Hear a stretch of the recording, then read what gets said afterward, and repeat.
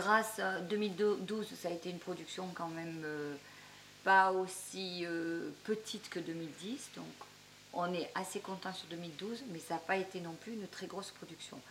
Donc grâce à 2 petites pluies que l'on a eues avant vendange et milieu vendange, on a pu en fait avoir des baies qui ont gonflé.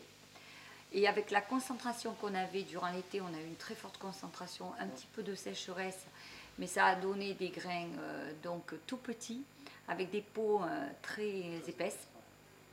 Donc avec la petite pluie, les petites pluies fines que l'on a eues en septembre, on a eu un grain qui a grossi, mais qui a conservé cette peau épaisse, et ça, le raisin ne s'est pas dégradé. Donc en fait, on avait une vendange très saine, avec une bonne concentration et une quantité qui n'était pas vraiment importante, mais bon, dans les entre 28 et 30 hecto-hectares. Donc on est content. Et la qualité, on s'attendait à une très bonne qualité, due à un climat durant l'été qui avait été fabuleux. Mais je crois qu'on en a un résultat bien au-dessus encore. En 2012, pour moi, c'est vraiment fabuleux. Là, donc, j'ai un verre de 2012. On va goûter alors. Et bien sûr, on va goûter. Donc déjà, on a une robe avec des reflets violacés, enfin des reflets vraiment pourpres. C'est noir, c'est très intense. On voit qu'il y a beaucoup de glycérol, donc c'est un vin très gras. Ça, c'est un vin qui est fini. Donc c'est extraordinaire parce que cette cuve que j'ai dans le verre, c'est une cuve de 150 hectos du domaine de Pégot, Châteauneuf-du-Pape, mais ce vin est déjà terminé. La Feste Malo. Aussi. Donc il y en a une de cuve, c'est celle-ci. Et je trouve qu'il est bien équilibré. Bien sûr, il y a encore du gaz carbonique, ça, ce n'est que mieux pour la conservation.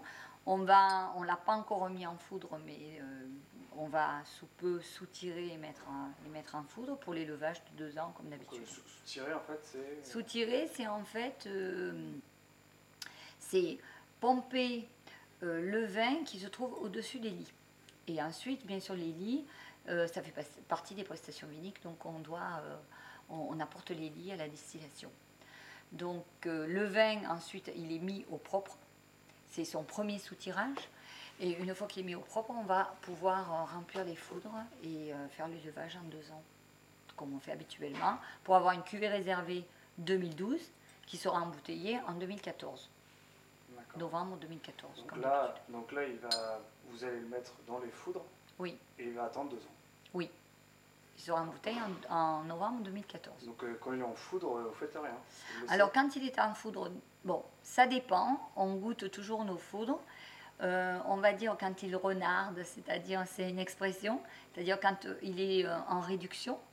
Donc ce qui veut dire qu'en fait, le vin a besoin d'avoir une oxygénation et d'une remise au propre, parce que même durant 2 ans, bien sûr, il va y avoir encore un dépôt des lits.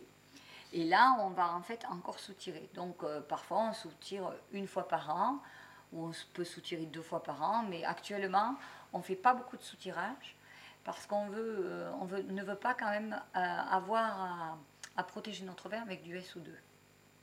Donc on maintient, si possible, plutôt un côté réductif sur notre vin en foudre pour éviter d'avoir à mettre un peu de SO2. Voilà. Donc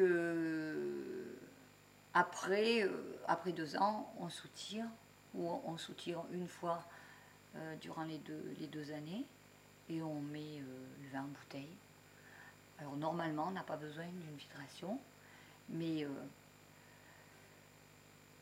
il y a des théories, il y a une généralité dans la pratique, et puis après, par contre, il y a ce que l'on doit adapter intelligemment à chaque millésime.